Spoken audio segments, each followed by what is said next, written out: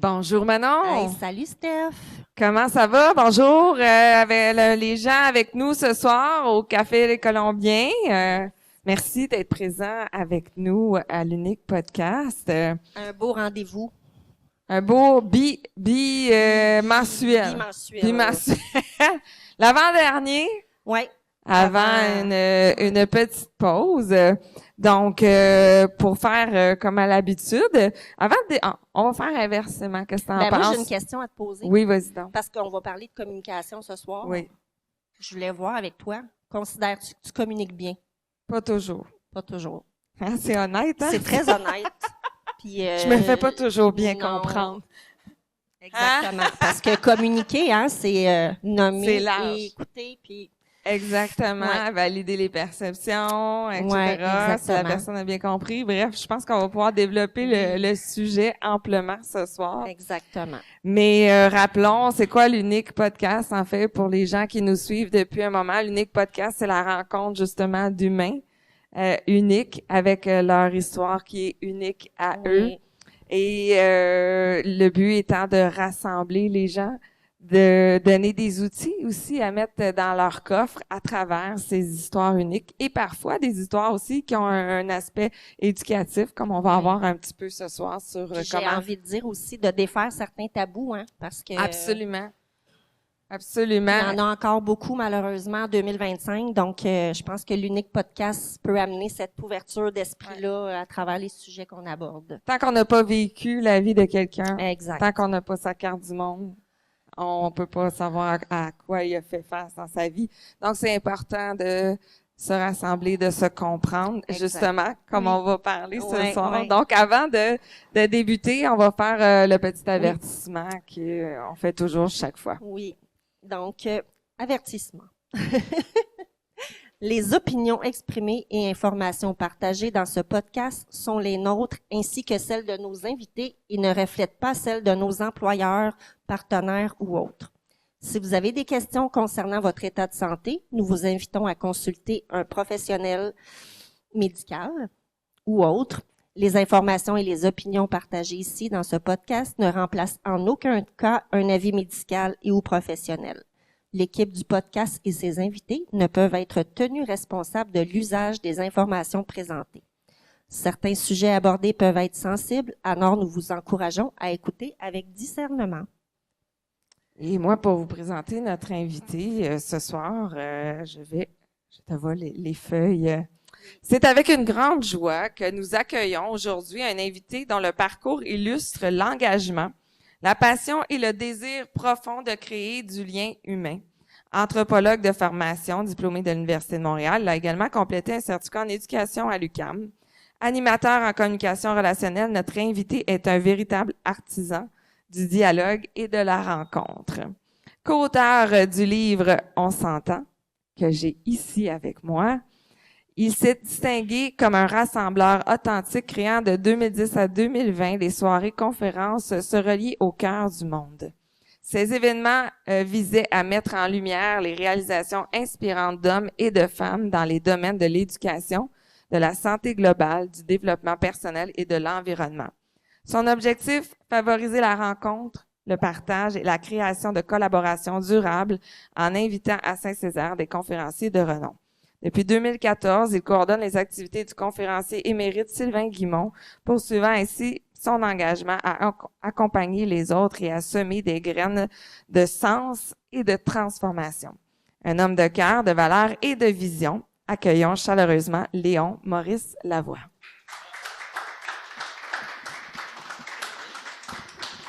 Bonjour. Allô? Un gros merci d'être là ce soir.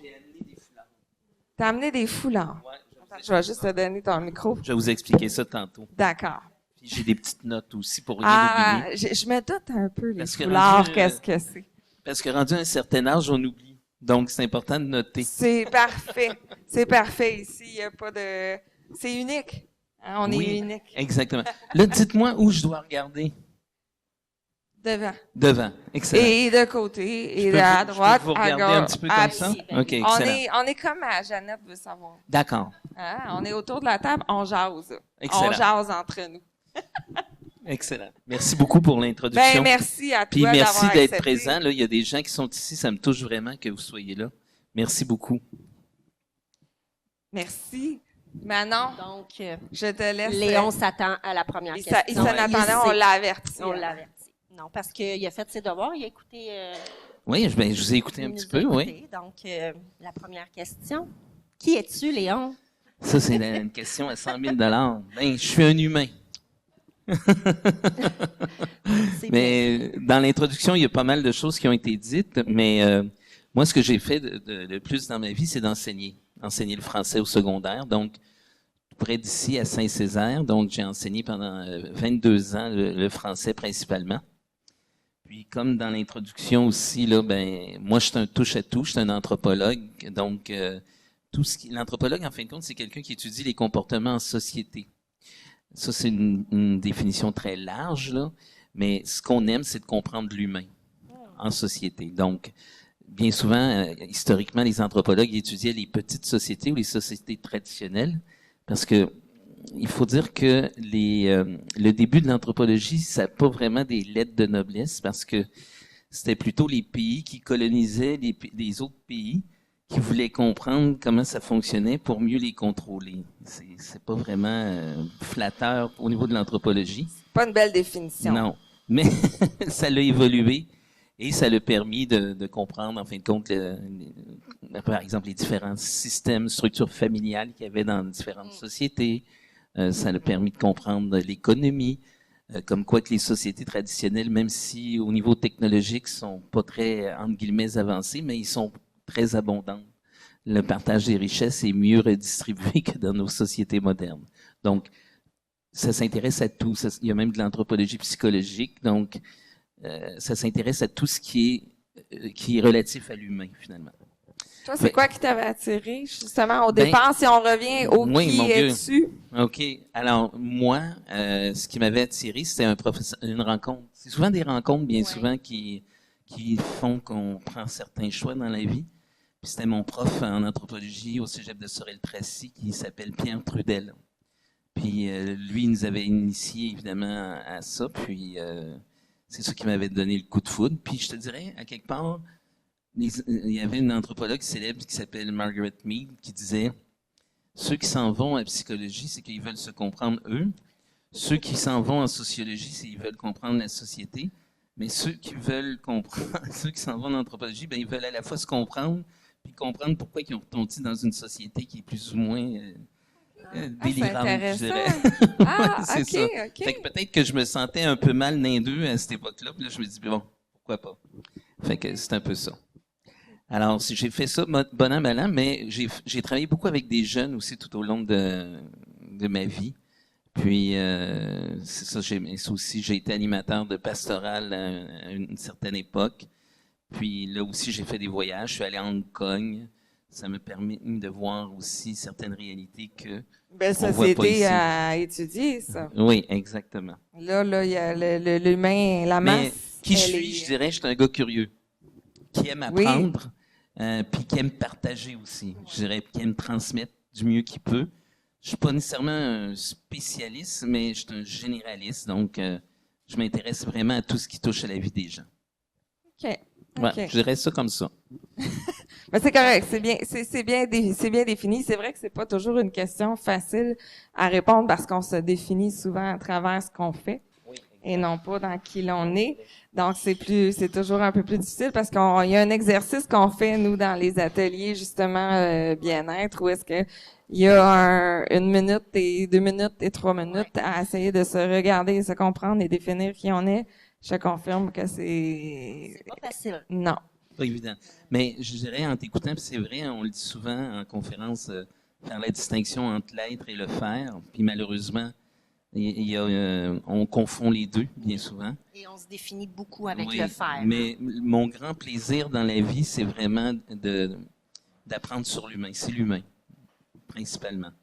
Fait que c'est Ça ça mon tombe grand bien parce plaisir. qu'à l'Unique Podcast, c'est un peu notre Oui. On aime comprendre. On aime comprendre. Exactement. Attiser la curiosité. Absolument. J'ai bien aimé le mot attiser. Oui, Oui. c'est absolument, c'est ce qu'on aime faire. Donc, au final, on parle d'un Léon qui est allé au cégep, curiosité qui vient d'un professeur à aller en profondeur vers l'anthropologie. Oui. Et par la suite, qu'est-ce qui fait qu'on développe justement cet aspect-là un peu plus d'aller étudier le comportement humain à travers l'école, en étant professeur? Ben, Comment on peut l'étudier un peu partout, je dirais, mais effectivement, vu que j'étais beaucoup avec des jeunes, j'ai comme relié un peu les deux, mon goût d'apprendre et de transmettre. Et là, j'ai eu une opportunité d'aller enseigner quand j'étais animateur de pastoral. C'est un monsieur qui a pris sa retraite, puis j'avais un monsieur que j'aime beaucoup qui est décédé aujourd'hui. C'est monsieur, si jamais son ex-épouse, mais son épouse, je sais pas trop comment la dire, mais sa compagne de vie dans le temps, l'écoute, c'est monsieur Alain Nantel. C'est lui qui me dit, hey, Léon, t'aurais-tu le goût de venir enseigner à PGO? Puis, bien souvent, hein, des décisions importantes, parfois dans la vie, c'est un claquement de doigts. J'en ai peut-être fait 2, mais j'ai réfléchi, ça m'a pris de la nuit. J'ai dit à Alain, je te donne ma réponse demain, puis j'ai dit oui. Puis, je suis tombé en amour avec la ville de Saint-Césaire. Fait que je ne sais pas, bien souvent, quand je suis tombé en amour, c'est-à-dire que j'ai senti comme, ah, c'est ma place ici. Et ça fait 25 ans que je suis à Saint-Césaire. Puis je vis même avec ma conjointe de vie, là. C'est quelqu'un qui est natif de Saint-Césaire. Elle s'appelle Mimi. Donc, tu as pris toutes les racines Oui. de Saint-Césaire. Exact. Mais je reviens à ta décision, effectivement, que tu dis, on dit souvent, pose-toi la question, est-ce que j'ai le goût? Est-ce que j'ai le goût de... Quand on t'a demandé si tu voulais être enseignant, Oui, tu sais, t'as dit un claquement de oui, doigts. c'est vrai. Mais souvent, la réponse, si on se dit, est-ce que j'ai le goût? Oui, C'est un oui ou c'est un non, en général. exactement. Après ça, le mental va embarquer. Je vais En vous général, partager, c'est un oui ou un ouais, non. je vais vous partager quelque chose. Je pense aussi qu'il y avait du désir de mon père derrière ça. C'est-à-dire que bien souvent, on dit souvent la pomme tombe pas loin de l'arbre. Mais puis je faisais le test avec mes élèves bien souvent. Je leur demandais un petit peu qu'est-ce que vous pensez faire. Puis bien souvent, j'ai pas fait d'études là exhaustives là-dessus, mais bien souvent, par exemple, si le père a été commerçant ou la mère, ben l'enfant devenait commerçant. Si c'était un entrepreneur, devenait entrepreneur, etc.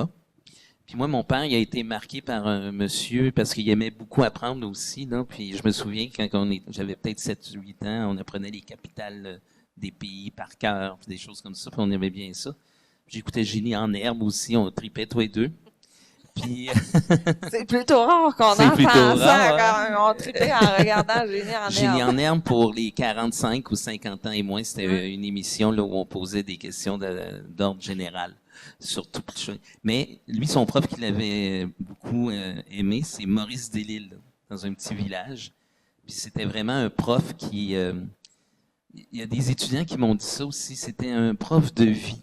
C'est-à-dire que moi, les programmes, je les respectais, évidemment, mais j'essayais d'aller un peu plus loin. Puis j'essayais beaucoup de m'intéresser aux jeunes, puis au vécu des jeunes. Puis j'ai développé ce qui est plaisant quand on est enseignant, c'est qu'on ne voit pas les résultats immédiatement. Non. On les voit un peu plus tard. Puis là, mes étudiants, là, ça va me vieillir. Là, ils ont 45, même, il y en a un qui a 50. Mais c'est quand ils me rencontrent, puis là, qu'ils me disent, ah, c'est telle chose qu'on a faite, par exemple, puis ça peut être très, à nos yeux, ça peut paraître banal, mais de la façon dont ils l'ont vécu, ça a été important pour eux. Donc, ça, c'est vraiment intéressant. Puis, il y en a un l'autre jour qui me dit, Léon, toi, t'es un prof de vie, puis ça m'a aidé à faire certains choix. Fait que ça, c'est gratifiant. Hein? C'est ce qu'on essaie de faire d'une certaine façon. Hein. C'est ce que je te disais d'entrée de jeu. On essaie de toucher au cœur des gens. Le cœur des gens, c'est ça. Pour tout simplement qu'ils rouvrent leur horizon, mais qu'ils rouvrent leur cœur à d'autres réalités. Parce que bien souvent, on est comme pris dans une certaine réalité, un espèce de cocon. Puis il faut, j'aime pas utiliser il faut, mais c'est le fun quand on est capable de sortir un petit peu de ce cocon-là pour voir d'autres réalités. Ouais. En faisant différentes choses, en voyant différentes choses. Puis moi, j'ai la chance vraiment, là, avec Sylvain, on fait 150 conférences par année et je vois à peu près tous les milieux. Tu sais, on est allé, par exemple, chez les Autochtones, à Equanichit, Pessamit, Pissipit. On a vu des policiers des municipalités, des infirmières, des jeunes dans les écoles. Là, même, j'ai eu une demande pour un centre. Ça m'a comment je pourrais dire, surpris. Ce serait peut-être le mot.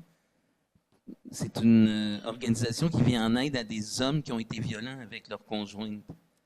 J'ai appelé avec Sylvain, j'ai dit, es-tu à l'aise avec ça? Il dit, oui, pas de problème. Lui, Sylvain, c'est souvent oui.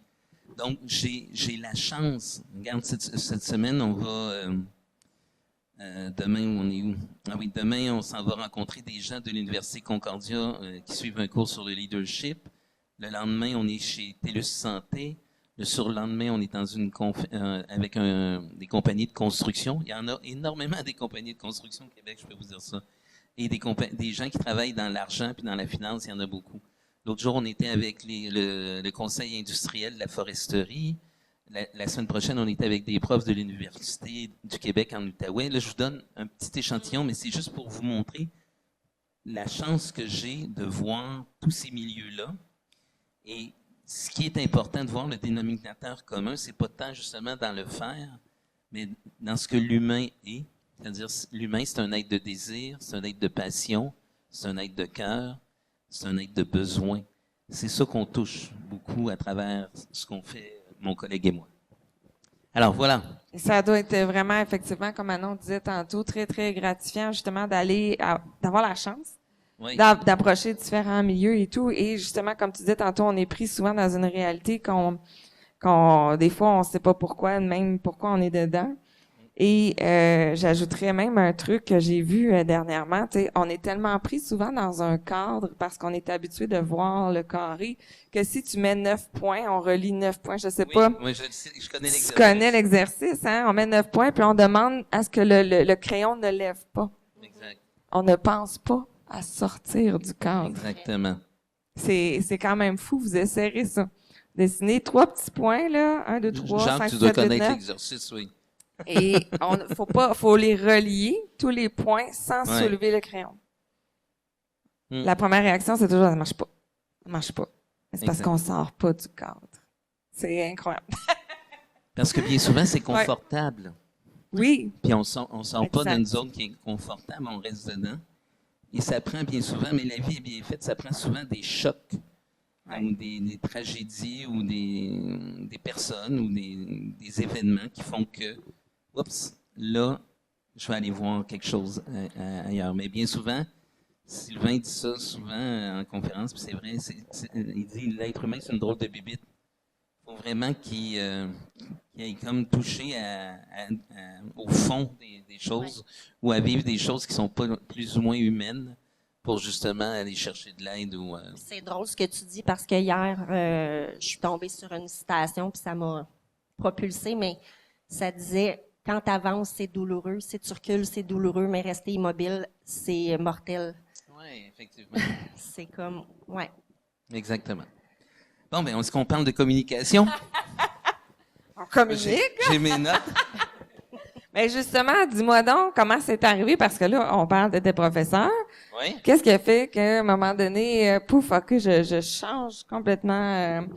On sort du cadre. Hein? Parce qu'un professeur, on est dans un cadre. Je suis resté dans le cadre scolaire, quand même. Mais c'est en 2007 que j'ai commencé. Là, je me suis dit, en fin de compte, j'avais commencé en 99, 2007, donc c'était espacé quand même un certain temps. Puis, c'est juste ma recherche de me développer comme prof, mais aussi comme individu. Puis, je cherchais toujours un peu qu'est-ce que j'aimerais faire. Puis, c'est là que en fouillant, j'ai découvert M. Jacques Salomé. Donc, j'ai lu de ses livres. Et là, j'ai dit à ma conjointe du temps, qui est encore avec moi aujourd'hui, là, elle est très patiente, j'ai dit, ça te tente-tu? Mais là, j'ai comme un peu tiré, puis elle dit oui. Tiré le foulard. Fait qu'on est allé ensemble à une formation. C'était super le fun. C'était au Lac Carré, à l'auberge du Lac Carré. C'était notre première formation. Et l'auberge, c'était pas un 3 étoiles, hein, c'était un 2 étoiles et demi. Sauf que la bouffe là-bas, c'était un 5 fourchettes. C'était vraiment incroyable. Puis, ça, c'est mon seul péché, hein, je suis gourmand. Donc, ça se peut que je vous parle de c'est le bouffe seul? à l'occasion. Oui, c'est le seul. À ma connaissance. Qu'on peut dire à la télé. Oui, c'est ça. Alors là, j'ai suivi la formation, c'était 1500 heures avec une madame qui s'appelle Janine Fortin, parce qu'il y avait deux animateurs accrédités à l'époque pour donner la formation de Monsieur Salomé. Et bon an, mal an, on s'est inscrit à des formations. C'est quand même intense, là, ça a duré 3-4 ans, quasiment à chaque fin de semaine. Et c'est ça. Donc, ce que M. Salomé enseigne, c'est une méthode de communication relationnelle. Donc, ça, c'est important de voir que la communication, c'est indissociable de la relation. Ça va? Donc, c'est pour ça que... Pourtant, il y en a beaucoup qui parlent tout seuls. Justement, c'est juste, et tu me précèdes, parce que la relation la plus importante qu'on a, c'est celle avec soi. Donc, c'est pour ça qu'on se parle tout seul, effectivement. C'est ce qu'on appelle notre langage intérieur. Ouais. On appelle ça notre soliloque. Et effectivement, tout part de là. Parce que ce qu'on crée à l'intérieur de soi, ça va refléter des choses qui vont justement créer des expériences qui vont bien souvent confirmer ce qu'on pense. Ça paraît paraître un peu ésotérique, là, mais c'est de la physique quantique. Donc, c'est vraiment comme ça que ça se passe. Si, par exemple, dans mon langage intérieur, je me dévalorise constamment, c'est sûr que je vais attirer des personnes ou des événements qui vont me confirmer comme quoi que je suis pas bon ou je suis pas bonne. L'effet miroir. C'est l'effet miroir, mais c'est un petit peu plus que ça parce que la mécanique, c'est que et c'est ce que la psychologie nous enseigne, c'est que si je change mes pensées et que, à force d'exercice et tout ça, puis que là, je me dis, je suis beau, je suis bon, je suis capable, je vais vibrer ça. Je vais vibrer ce que j'appelle une posture intérieure de confiance. Et cette confiance-là, à l'extérieur de moi, je vais avoir des expériences qui vont me montrer que, je suis capable. Alors, nos pensées, là, tu sais, on parle d'hygiène corporelle, on parle d'hygiène dentaire, on parle d'hygiène posturale, mais l'hygiène mentale, elle est vraiment importante. Et bien souvent, c'est ce que j'ai étudié avec la méthode ESPER, c'est que bien souvent, on a eu des événements, vous êtes au courant probablement pour la plupart de vous, là, ce qu'on appelle les blessures de l'âme. Dans notre enfance, on a vécu de la trahison, du rejet, de l'abandon, de l'humiliation et de l'injustice. Là, vous me dites, il est bien bon, Léon. Non, mais il y a un petit truc mémotechnique pour m'aider à le retenir. C'est trahi. Ces blessures de l'âme-là, ça vient d'un psychologue américain que Lise Bourbeau, je me souviens plus du nom du psychologue américain. Elle a repris dans ses livres. Oui, que Lise Bourbeau a repris pour les francophones. Et bien souvent, ces événements-là, c'est qu'on a vécu une émotion qui n'a pas été... Ça, c'est important au niveau des émotions, puis je vais en parler. Il n'y a pas d'émotions négatives ou positives. On va plutôt parler d'émotions agréables ou désagréables. Mais les choses qu'on retient dans notre vie, hein, peu importe l'âge qu'on a, c'est des choses qu'on a vécues avec émotion. C'est ce qui fait que on enregistre dans notre pensée. Et il y a des émotions désagréables ou des situations où on n'avait pas de mots, on était comme un peu impuissant. Puis ça reste comme, j'appellerais ça dans notre disque dur. Dans notre disque, on parle d'émotion, mais on pourrait dire aussi ressenti. Parce que le ressenti, justement, qu'on ne peut pas expliquer, parce que les émotions, souvent, on est capable de mettre des mots dessus, mais des ressentis liés à ces émotions agréables et désagréables qui font que, justement, ils restent dans la programmation de notre corps. Exactement. Oui, on peut dire ressenti. D'ailleurs, c'est ce qu'on utilise aussi en communication. Les pensées, les croyances, les idées, c'est je pense. Les faits, c'est j'observe, mais plutôt j'interprète, plutôt qu'observer. Et les émotions, c'est ça, je les ressens. Mais quand c'est des émotions liées à une blessure émotionnelle, on va dire, je tombe en résonance. Là, je viens de vous nommer, sans le savoir, les 4 niveaux du langage. C'est-à-dire qu'ils sont tous mélangés. Si je regarde, par exemple, monsieur qui a une chemise orange, et là, on pourrait s'entendre qu'elle est orange. Peut-être que quelqu'un qui est plus stylisé dirait une autre couleur ou une gradation. Ou quelqu'un qui reconnaît pas les couleurs. Aussi, pourrait dire un qu'elle est daltonien, grise. bon, etc. Mais ça va évoquer quelque chose en moi, la couleur orange, à partir de mon vécu.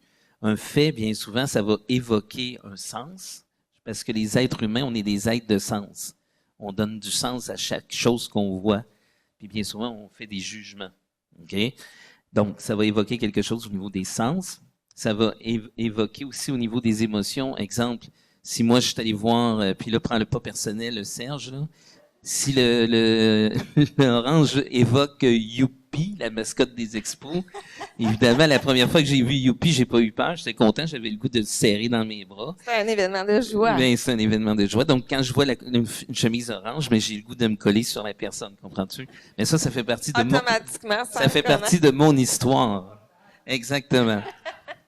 Mais quand, par exemple, une situation ou un événement arrive, et que là, j'ai mettons, une colère intense, une peine intense ou une joie intense, c'est ce qu'on appelle résonance. De la résonance, pardon, pas de la résonance. Donc, et là, ça, quand ça arrive, ben, bien souvent, ça va nous indiquer, pas tout le temps, mais je te dirais souvent, l'anthropologie se caractérise par le relativisme. Donc, j'ai de la misère à affirmer des choses dans l'absolu. Il y a tout le temps comme une exception qui confirme, même en français, on dit il y a une exception qui confirme la règle.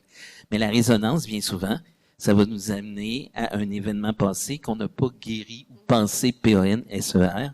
Et quand on est, mettons, dans la quarantaine à peu près avancée, ben là, il y a des événements qui nous arrivent, puis là, on s'en va consulter un psy ou on fait des démarches de développement personnel pour justement se libérer de ça. Parce que tant et aussi longtemps qu'on s'est pas libéré de ça, ben on reste avec une certaine fragilité.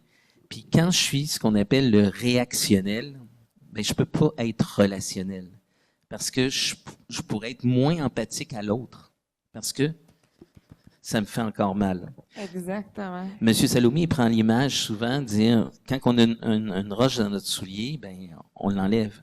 Mais si on garde la roche, qu'est-ce que ça fait? Ben, ça crée une blessure. Ben, c'est un peu ça l'image. La blessure, elle s'ouvre. Oui, exactement. Tant que tu ne l'enlèves pas, elle est de plus en plus grande. Elle prend de l'ampleur. Exactement. Des fois, tu apprends à marcher avec, puis à plus la sentir. Exactement. Oui. C'est incroyable. Alors, l'idée, c'est ça, c'est d'enlever la roche. Puis une fois qu'on l'a enlevée, quand il y a des situations qui arrivent, pas qu'on est indifférent ou qu'on prend ça à la légère, mais c'est que ça nous ébranle moins, si on veut. Puis, moi, je pense qu'on peut prendre des actions ou on faire des choix qui sont plus en lien avec nos besoins. Et bien souvent, on a de la difficulté à identifier nos besoins. Pourquoi on a de la difficulté à identifier nos besoins? Parce que bien souvent, on voit les autres, mais on se voit pas. On a de la misère à faire ce qu'on appelle une introspection. Je pense que c'est une forme de biais cognitif. Mais les besoins, quand on en prend conscience, ben là, c'est de notre responsabilité de prendre soin de nous parce qu'on est rendu des grandes personnes autonomes. Et bien souvent, il y a des gens qui attendent des autres pour prendre soin de leurs besoins. Exactement. Monsieur Salomé, il a nommé, vous connaissez les besoins de la pyramide de Maslow, je ne reviendrai pas là-dessus, c'est la sécurité, l'accomplissement, l'estime de soi, etc. Mais lui, il a pris la pyramide de Maslow, puis il a fait ce qu'on appelle, il a établi 7 grands besoins relationnels que si ça vous tente, que je vais vous expliquer. Absolument. OK. Et ça correspond un petit peu à votre titre, se parler et s'écouter. C'est bien ça. Alors, les 2 premiers, et là, oubliez pas, dans une relation, la communication, là, je vous parle tout le temps dans une perspective relationnelle. Ça, c'est important. Là, on a parlé de la relation avec soi qui est la plus importante. Le ménage qu'on a à faire, c'est vraiment ici. Mais les besoins relationnels sont au nombre de 7. Et les 2 premiers, ben, c'est d'être capable de m'exprimer sans que l'autre me juge. Donc, ça, c'est vraiment important. Donc, m'exprimer dans qui je suis, dans mes vulnérabilités, dans mes qualités, dans mes forces, etc. Et bien souvent, on a peur de se montrer vulnérable. Mais quand on est dans une relation de confiance, mutuellement de confiance, c'est important que chacun des personnes, et là, c'est pas juste au niveau des conjoints, mais ça peut être un employeur avec un employé, un collègue de travail, etc.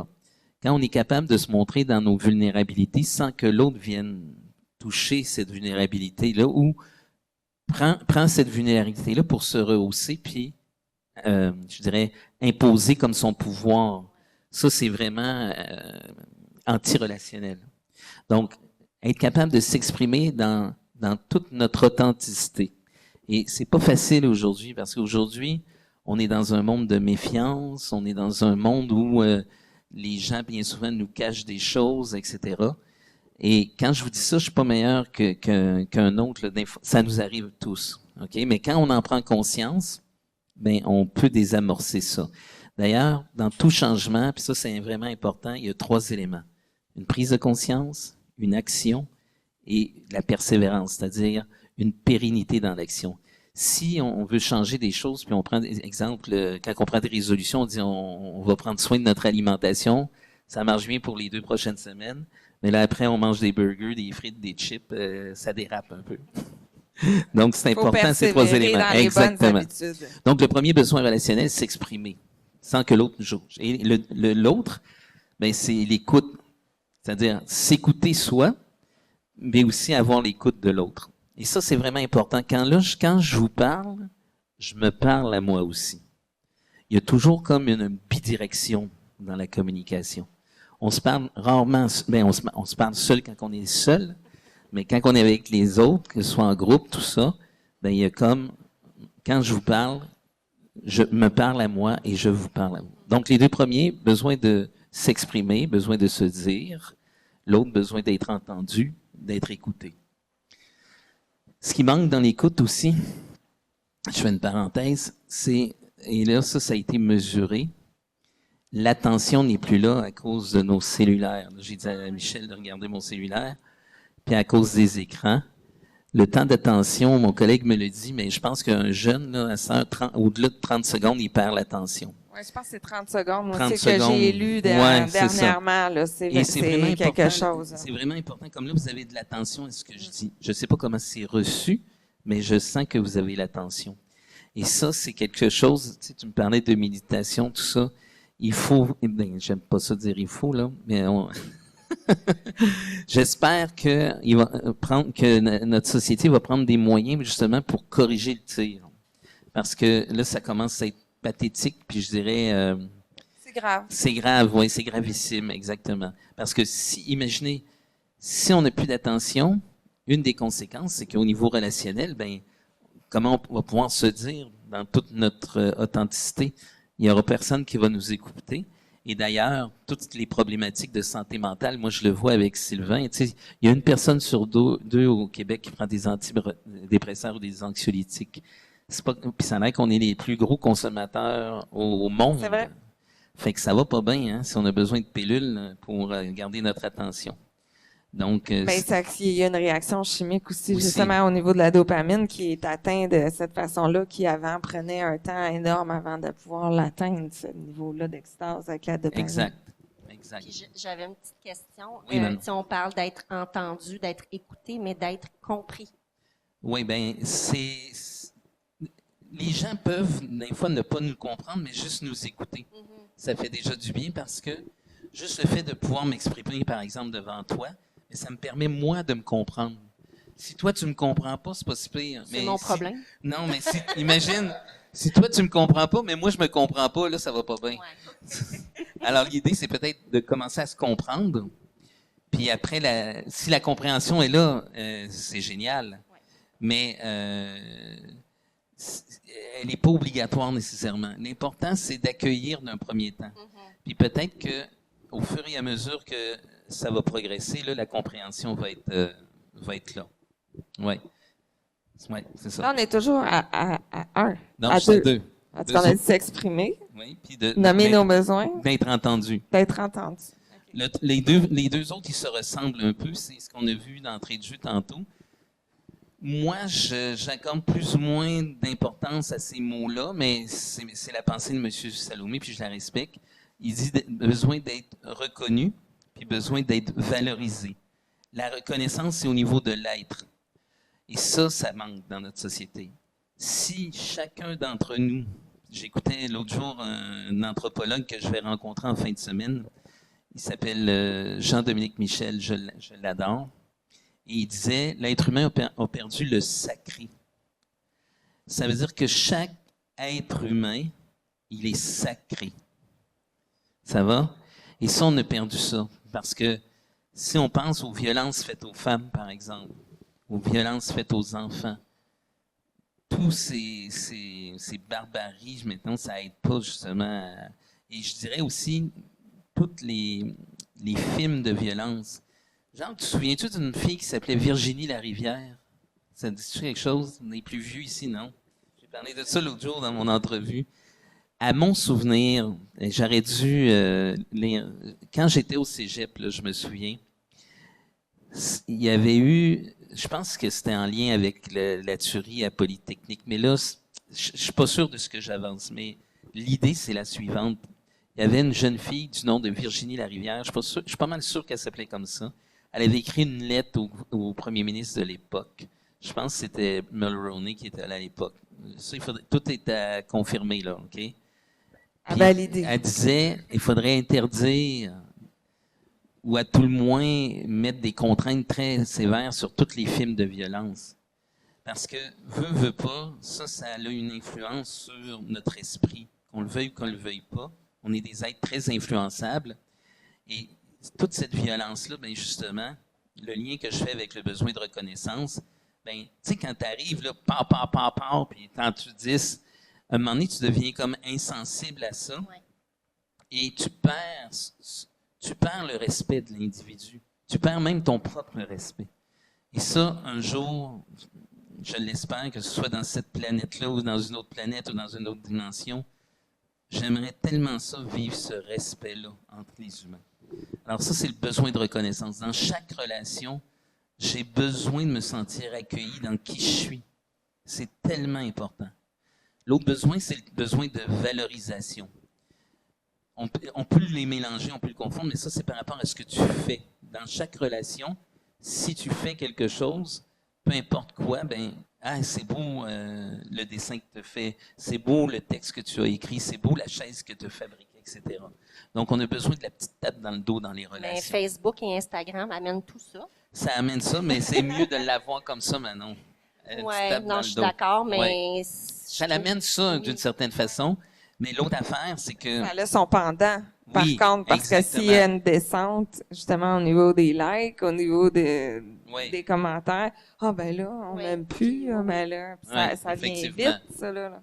Oui, mais c'est comme... Oui, vous avez raison. Mais l'idée, c'est pas de s'enorgueillir de ça, c'est juste de célébrer puis d'être fier. C'est juste ça, c'est le sentiment de fierté. Je pense pas qu'il faut le mélanger. C'est vrai que sur les réseaux sociaux, il y a plus de vanité, d'égocentrique, des choses comme ça, mais c'est pas dans ce sens-là qu'il l'amène. Les trois autres, j'en ai nommé 4, il m'en reste 3. L'autre, c'est le besoin de créer. Alors, peu importe que ce soit soi, on est des, tu sais, quand je disais, on est des êtres sacrés. Je sais pas si vous êtes initié au langage des oiseaux, mais sacré. C'est dit à créer. Un être humain, c'est un être créateur. Donc, il crée des choses, peu importe quoi. Ça va? Donc ça, dans une relation, on a besoin de créer. L'autre, c'est le besoin d'influencer. Quand je parle de besoin d'influencer, c'est de laisser sa marque un peu sur la terre. C'est un peu ça. On est dans un monde qui est difficile, mais si on peut amener un petit peu d'amour en influençant des gens, puis l'influence se fait pas par les paroles, mais se fait davantage par les actes. Parce que ce qui est important quand on juge les gens, c'est surtout de regarder les fruits aux arbres. C'est ça qui est important. Il y a une phrase que j'aime tout le temps, puis je l'ai dit en formation, je ne l'ai pas dit l'autre jour dans mon entrevue. Oui, je pense que je l'ai dit. Ce que tu fais parle si fort que j'entends pas ce que tu dis. C'est tellement... beau, hein? Ben, en fait, c'est de donner l'exemple. Exactement. C'est d'être inspirant. inspirant et cohérent, je dirais. Exactement, Aligné. parce que tu peux dire tout ce que tu veux, du blabla comme tu voudras. Exact. Tu as besoin, faut que je vois, Exact. il faut que je ressente. Exactement. Et le dernier, c'est d'avoir des rêves, de rêver, d'avoir des projets. Peu importe. D'ailleurs, ce qui nous unit ce soir, c'est votre projet.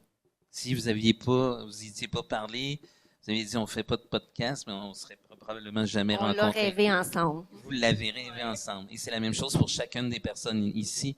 Exemple, monsieur qui fait de la super bonne bouffe, qui est amateur de hockey, je crois. On parle du propriétaire aussi. D'ailleurs, mon collègue Louis. de travail, Jacques Lemaire, il l'a eu comme entraîneur en Suisse. Fait que quand j'ai vu la photo de Jacques Lemaire, je me disais, wow. Puis un jour, si ça vous tente, Jacques, il l'a vu, c'est un musée chez Sylvain, là. C'est aussi musée que ici. Fait que si ça vous tente un moment donné, vous viendrez à Sorel, puis j'irai vous montrer ça. Ça va me faire plaisir de... Sylvain va peut-être l'apprendre malgré lui, mais je vais y dire demain, il n'y a pas de problème.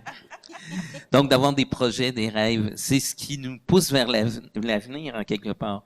Et je reviens à mon anthropologue que j'ai écouté dernièrement, puis il y a un peu de vrai, tu sais, quand je disais qu'il y a une personne sur deux qui prend des anxiolytiques, des antidépresseurs, ce qu'on s'aperçoit dans nos milieux, bien souvent, les gens ne sourient plus. Ils ont comme perdu cette espèce de joie Ça, de c'est vivre. tellement vrai. Alors, il faudrait Vraiment. dire aux gens juste des bonjours, des comment ça va quand on se promène sur la rue.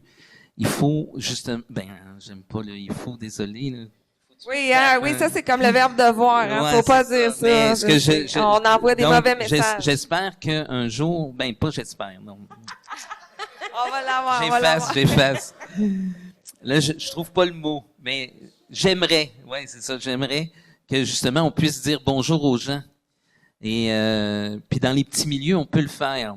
Dans le métro à Montréal, on peut le faire aussi, mais là, vous allez peut-être vous regarder d'un peu de travers. Mais nous, on le voit quand on fait les conférences, moi et Sylvain. Quand on va en région, là, l'énergie elle est très différente. Les gens sont plus conviviaux, sont plus heureux d'une certaine façon.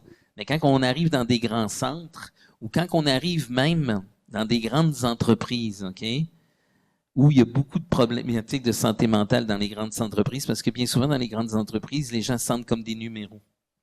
Ça me fait penser à une chanson de Fabienne Thibault, là, mais en tout cas, je la chanterai pas. Donc, on est comme des numéros. Et on sent que c'est lourd. Puis quand on arrive là, ça nous en prend plus d'énergie pour un peu mettre le feu à la cabane. Ouais, pour booster un petit peu. Pour booster un petit peu, exactement. Donc, voilà pour les besoins relationnels. Et quand ces besoins relationnels-là vont être comblés le plus possible, on va vivre des relations plus harmonieuses, plus signifiantes, plus vivifiantes, plus énergisantes. Est-ce que tu dirais qu'on a besoin, dans ce qu'on a dit par rapport aux relations, mais on a aussi besoin d'exister et de sentir qu'on existe? Oui, c'est quelque chose que je me pose pas. Je sais que j'existe, là. Mais Oui, mais au-delà de la matière physique, parce qu'exister, ça comprend beaucoup de ce qu'on a dit. oui, mais OK. Ce que je comprends pas nécessairement le sens de ta question, mais ce que je vais dire là-dessus, c'est que j'entendais à Michel aujourd'hui. C'est sûr que l'être humain, il y a une dimension. Tu sais, quand je parlais du sacré, il y a toute la dimension spirituelle qu'on a évincée. Et là, je fais pas nécessairement référence à l'Église institution, parce que dans l'Église institution, il y avait quand même du bon et du mauvais. Moi, c'est rare que je vois la vie tout noir, tout blanc. D'ailleurs, les gens qui voient ça, là, moi, avec moi, tu vas voir, c'est tout blanc ou tout noir. Ça, j'ai peur de ces gens-là. La réalité se présente plus 50 tons de gris. Et ça, on a perdu ça un peu, le sens de la nuance. Et ce côté spirituel-là, il est vraiment important. Et puis moi, je pense que je suis en train d'écouter des physiciens là, de ce temps-ci. Je crois que j'aime pas mettre de chiffres, mais dans peut-être les 5, les 10, les 15 prochaines années, je pense qu'il va y avoir une espèce de schisme ou de bascule et que les gens vont reconnaître au niveau de leur existence aussi qu'ils sont pas mal plus puissants, beaucoup plus. Ils ne sont pas juste ne sont pas juste des corps physiques. Et ça, quand les gens vont comprendre ça, je crois que le respect, le sacré entre les humains, ça va changer. Mais il faut. Et puis d'ailleurs, c'est André Malraux, je me souviens plus trop, là, il y a un grand philosophe, il disait le 21e, voyons, ça c'est mon 21e. japonais qui est pas très bon, là. Le 21e siècle sera spirituel ou pas. Alors moi, je pense que depuis, je dirais peut-être 2012, on embarque de plus en plus. Moi aussi, je pense ça. Oui, je pense. Le chemin est en train de se tracer en ce moment. Ben, Tranquillement, mais sûrement. Je l'espère. Puis d'ailleurs, dans notre langage, on parle constamment d'énergie. Ben, je l'ai amené l'autre jour, justement. Ah oui? Ceux qui disent qu'ils croient pas à l'énergie, je leur dis, ben, comment ça se fait que vous avez du Wi-Fi? Oui, exactement. Vous pensez que ça arrive comment? On le voit pas, mais il est là. Et voilà, exactement. Fait que c'est souvent ce que je ramène là, par rapport à l'énergie, mais effectivement, la sphère spirituelle, énergétique, les changements de la Terre, j'en parlais aujourd'hui, les fréquences, on est beaucoup chamboulés en ce moment, justement, on vit beaucoup d'émotions, puis probablement qu'il y a beaucoup de gens qui se posent la question, ben voyons comment ça se fait que je me sens comme ça. Ben, on est tous interconnectés. Exactement. On est en symphonie les uns les autres. Exactement. Qu'est-ce qui fait que la communication, c'est large, mais on va prendre l'exemple des couples. Qu'est-ce qui fait que ça coince à un moment donné? C'est une bonne question, Manon. Là, il me reste combien de temps? Combien de temps qu'il nous reste, notre monsieur technicien? Combien de temps tu veux? Vas-y. Excellent. Tu m'amènes à parler de choses, OK? Une boîte de Pandore. Oui, c'est ça. Et pourquoi que ça coince les relations? Alors, premier coincement, je dirais, je sais pas si ça se dit, là. Premier irritant, je dirais. Ce qui est important de voir, et je vais sortir les foulards. Et je vais vous mettre à contribution, parce que là, on a chacun une main de prix à cause de notre micro. Alors, je vais dire à Stéphanie, tu prends le bout ici, Manon ici. Moi, je vais prendre ça ici. Je vais mettre ça dans ma poche. Là, évidemment, la démonstration est un petit peu plus périlleuse à cause qu'on a des micros dans la main. Et parce qu'on est assis, parce que je sais Oui, qu'elle qu'on se est fait assis. debout, Exactement. normalement. Donc, je vous explique pourquoi j'ai sorti les foulards, puis je vais faire un lien avec ta question. Moi, j'ai pas oublié ta question. Donc, M. Salomé s'est inspiré de... On n'invente jamais la roue totalement, hein? C'est-à-dire que on va s'inspirer de ce que plein de personnes ont fait, puis là, on met ça à notre sauce. Tout est dans tout. Tout est dans tout. Oui, ça, c'est... Bon. Donc, M. Le slogan Salomé, de c'est la Manon. même chose. Il s'est inspiré de plein de monde, entre autres de Virginia Satir, de l'école de Carl Rogers, etc. Donc, ça, c'est tous des psychologues qui ont fait, je dirais, qui ont eu une renommée intéressante. Et il s'est inspiré aussi beaucoup du symbolisme qu'on retrouve dans les sociétés traditionnelles. Parce que les mots sont importants pour communiquer, mais ils sont pas suffisants. Bien souvent, on dit, je sais pas comment le dire, j'ai pas le mot pour le dire. Alors, le symbole, ça permet de dire les non-dits. Ça permet de dire l'indisible. Ça va? Et le symbole par excellence de la méthode Esper, c'est le foulard. Donc, ici, hein, tantôt on parlait de la relation avec soi, il y en a 7 grandes. Il y a tout le temps le mot 7, là, mais il y en a plus, je vais vous faire ça vite. La première relation, comme on a dit, c'est avec soi. Si je regarde en amont, ben, c'est la relation que j'ai eue avec mes parents. Et là encore, aujourd'hui, là, c'est compliqué plus qu'avant dans notre temps, mais à une certaine époque, on avait 2 parents biologiques. Puis là, je fais une petite parenthèse vite. Il y a une différence entre il y a une différence en latin. Il y a les mots pour exprimer des réalités. En latin, on dit des parents biologiques, c'est pour la femme, c'est la génitrix, et pour le monsieur, c'est le géniteur. Et ceux qui pourvoient à l'éducation des enfants, pour la mère, c'est mater, côté maternel, et pater, pas une pater qu'on accroche nos manteaux, là, mais c'est la racine latine qui veut dire père. Ça va? Donc, il y a ces deux côtés-là dans la relation au niveau de nos parents. Parce que bien souvent, par exemple, à l'époque, hein, on disait un village pourvoit à l'éducation des enfants, mais c'était pas tout le temps les géniteurs, génitrices qui s'occupaient de l'éducation des enfants. Donc, ça, c'est notre relation en amont. Qui a des enfants ici? Levez la main. Donc, en amont, en aval, donc la relation qu'on a avec nos enfants. Et ça, voyez-vous, je serais ici dans un axe horizontal, c'est ça. Non, pardon, vertical. C'est bon. Donc, l'axe horizontal, j'aurais mes collègues de travail, par exemple, mes amis, mes compagnons de vie, ma compagne de vie, conjointe, etc. Donc, ça, c'est un autre type de relation. Et il y en a deux autres. Il y en a une qu'il faudrait que je mette un foulard à la Terre. C'est notre relation qu'on a à la Terre. Parce que c'est vrai qu'on est des êtres plus grands qu'on pense, mais aussi on est des êtres qui sommes des êtres de nature. Nous sommes des animaux. Absolument. Hein? Donc, toute la reliance qu'on a à la Terre. Et d'ailleurs, la nature est tellement belle que si on redécouvrait cette beauté-là, d'ailleurs, c'est rare que les gens sont insensibles à un beau paysage, à des belles fleurs, à des beaux arbres, à des beaux animaux, etc. Et l'autre relation, c'est la relation à plus grand que soi. Donc ça, c'est nos relations. La relation que j'ai avec moi, c'est la plus importante parce que la personne avec laquelle vous allez vivre le plus longtemps, c'est vous-même. Et là, je prends le foulard parce que si j'avais une vingtaine de foulards, je donnerais un foulard de couleurs différentes. Parce que vous êtes tous le produit, dans la question qui es-tu, là? Vous êtes tous uniques. Vous êtes tous uniques et vous êtes tous le produit de votre culture, de vos rencontres, de votre éducation, de vos expériences, de votre devenir. Et tout ça, ça fait partie de vous. Ça va? Et ça, cette partie-là, c'est ce qu'on appelle des filtres perceptuels. C'est-à-dire que quand je vais dire un message, ou quand je vais faire une action, ou quand je vais porter une chemise orange, ben ça donne des petits signaux dans votre cerveau qui vous vont évoquer des choses ou des compréhensions. Ça va?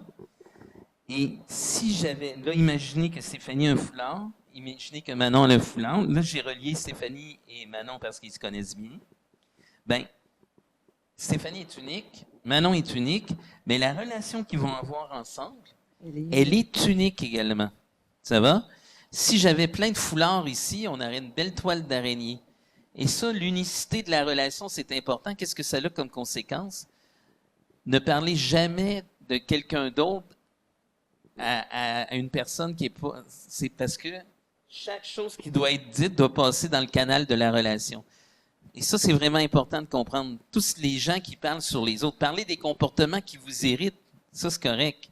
Mais si la personne a fait tel comportement dans telle situation, probablement qu'elle avait une raison. Parce que c'est rare qu'on fait des choses en se disant « Hey, aujourd'hui, je vais faire juste des actions de marde, je vais prendre juste des décisions de marde, on va passer une journée de marde. » C'est bien rare. Bien souvent, les décisions ou les actions qu'on prend, ce sont celles qu'on pense le mieux avec les informations qu'on a dessus du moment. Ça va? Donc, je reviens à mon foulard. C'est important parce que les gens parlent beaucoup sur les autres. Vous n'avez pas idée comment c'est de la pollution relationnelle.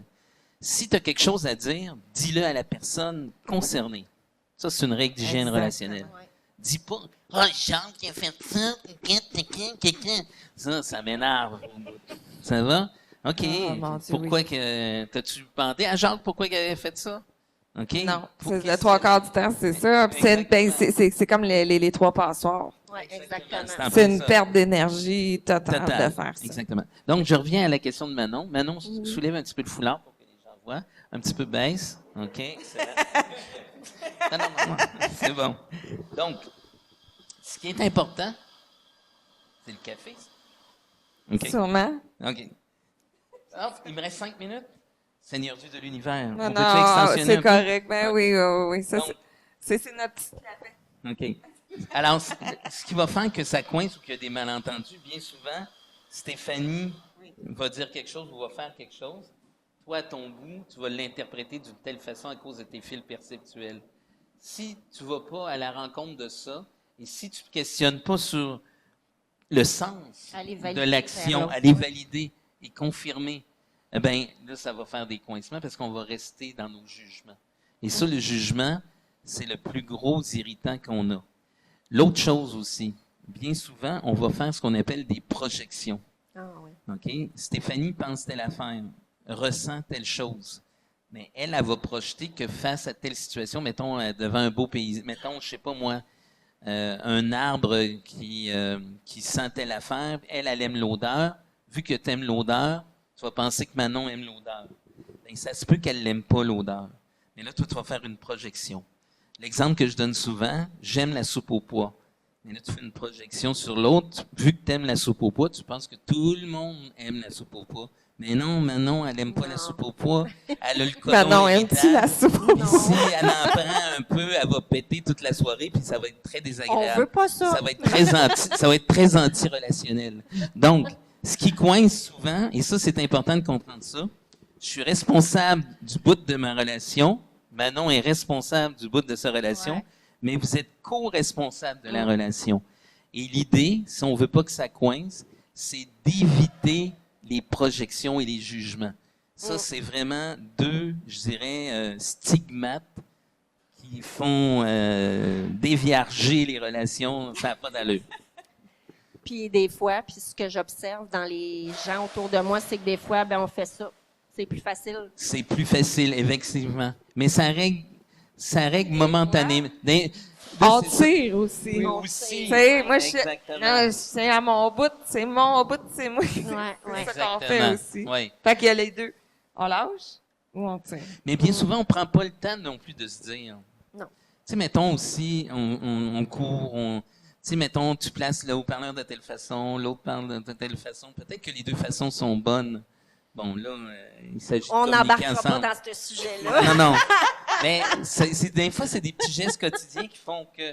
Et là, c'est important. oui. Reprenez le... Ah oui, le filard, là. le foulard Ah, vocal. non. Ce qui est important. Tire de ton bord, Par puis moi, je rapport à vais ça, tirer. C'est ça que ça... Lève-les, Stéphanie. Et à un moment donné, qu'est-ce qui arrive? Il pète. T'as de la résistance. Ouais, tu vois, hein? Lève. Bien souvent, dans une position là, qu'on appelle dominant-dominé, celui qui a la position de pouvoir et d'influence la maintient haute, puis l'autre la maintient basse. Ça va durer un temps, mais ça ne durera pas toujours, tant aussi longtemps que la personne ici va la tenir, mais à un moment donné, il va la lâcher. Ce qui est important dans n'importe quelle relation, Ah non, dis-moi, je bougez pas, là, lâche. je vais vous demander un petit exercice. Quand Stéphanie baisse, tu montes. Monte, baisse. Faites ça comme ça. Monte. On fait la Ah, non. Stéphanie, tu montes. Manon baisse. OK. Manon monte. Toi, tu Oui. baisses. D'accord. Vas-y, allez-y comme ça. Ouais. Ouais. Ça, on appelle ça une alternance d'influence. Parce que vous ne pas dans ça, et ça, c'est sain de faire ça. OK, ça, c'est sain, là. Oui, ça, c'est OK. sain. Parce que si c'est toujours comme ça, Non, ça, un c'est moment pas donné, sain. lui qui est en bas, il va se tanner. Oui. Mais si on tire aussi chacun de notre bord, à un moment donné, à long Ben, à un terme, moment ça donné, marche va pas, péter. ça coupe. Ça Ah, va c'est péter, ça pète. c'est sûr. Tu y tenais à tirer dessus, hein? Ah oui. Qu'est-ce que j'allais dire? Il y a quelque chose qui m'est venu dans l'influence. Ah oui, dans chaque relation, il y a du pouvoir. Un pouvoir, c'est pas nécessairement négatif. Un pouvoir, bien souvent, c'est quelque chose que tu possèdes ou posséder, c'est pas nécessairement un objet. C'est par exemple une compétence que tu possèdes que l'autre ne possède pas. Alors, tu vas avoir un certain pouvoir, mais que c'est pas un pouvoir de dominer l'autre, c'est plutôt un pouvoir d'aider l'autre, tu comprends? Et l'autre a des qualités ou des forces ou des compétences que toi, tu n'as pas. Effectivement, il va avoir un pouvoir sur toi, tu vas être plus vulnérable.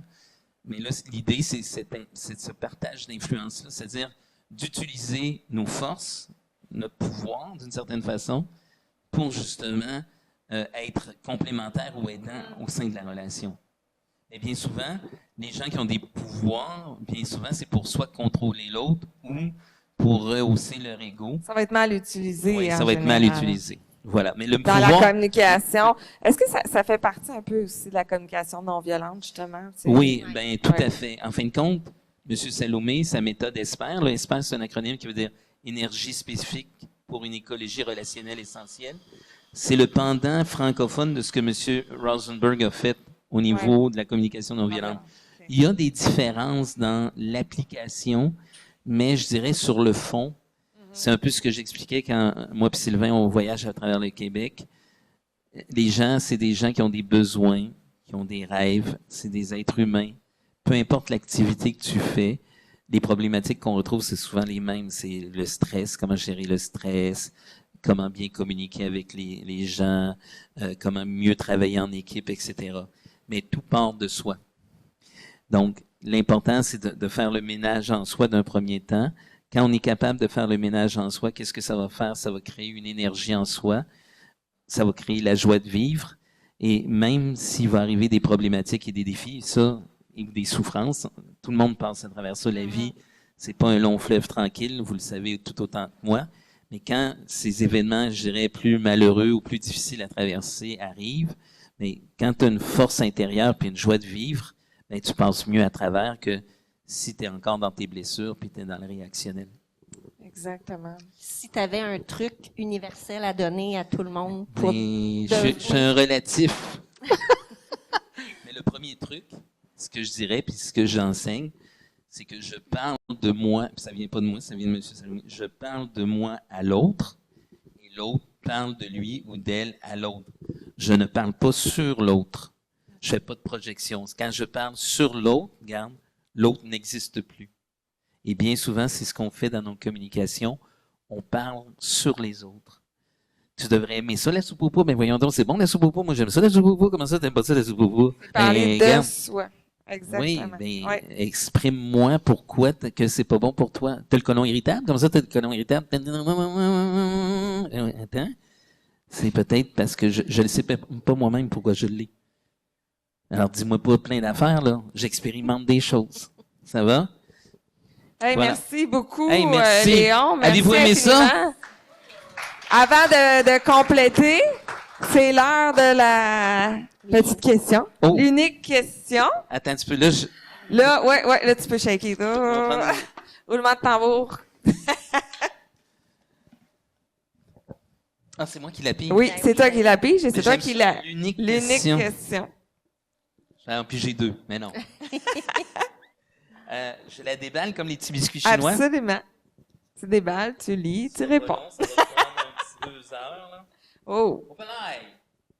Quelle est la chose la plus absurde que tu as googlée? Pour la question, Wow. ça. Ben, c'est ça. Quelle est Unique la chose question. absurde que j'ai googlée? On n'a aucune Quelque idée. chose d'inutile, là. Ouais, je Ouais. sais pas. Honnêtement, il n'y a rien qui me vient. Tu en piges un autre? Ouais, qu'on j'en voit, j'ai un autre. Moi, je l'éliminerais, là, elle est plate dans ta tabarnouche. Ouais, c'est ça. On te donne. Hey, attends un petit peu, là. J'ai de la misère à faire 4 choses. On te donne un budget illimité. Wow! Pour organiser la soirée la plus malade du siècle. Qui aurait-il? Wow! Ben, il y aurait de la Jacques musique. Salomé? Ben, savez-vous, Jacques, ce serait le fun qu'il vienne, mais il y a eu une attaque au cerveau, puis il a perdu la parole. OK. C'est triste. C'est intéressant. Oui, c'est spécial, hein? Ah, Ouais. oui. Lui, il a été très malade, hein? Il a eu la tuberculose osseuse quand il était jeune. Oui, ça, je il a été l'avais vu, alité, ouais. etc. Mais là, je savais pas que... Qui aurait-il? Je réponds à ma question. Oui, vas-y. Il y aurait plein de gens que j'aime. Il y aurait plein de gens que j'admire. Il y aurait de la On musique. veut des noms. Ouais, il y en a plein, mais là, ce serait trop long. Il y aurait Manon, Julien, qui serait là. Il y aurait des fleurs, de la musique, de la danse, puis de la bonne bouffe. Je regarderais. J'aurais une belle salle aussi, une équipe de techniciens chevronnés aussi, pour que... Puis, c'est ça, que les gens puissent avoir du plaisir. Ce serait ça un peu ma soirée. Bon, ben, hey, merci encore une fois d'avoir participé à l'unique podcast. Merci, Merci à à vous tout le monde sur place. Merci à Judith, celle qui nous a servi. à Judy. Judy. Merci beaucoup. Merci au Café Colombien. Merci. N'hésitez pas à venir. On a une belle terrasse ici au Café 256 rue Richelieu à Saint-Jean. Merci Manon. Merci, Steph. On se revoit dans 2 semaines. Merci tout le monde. Merci.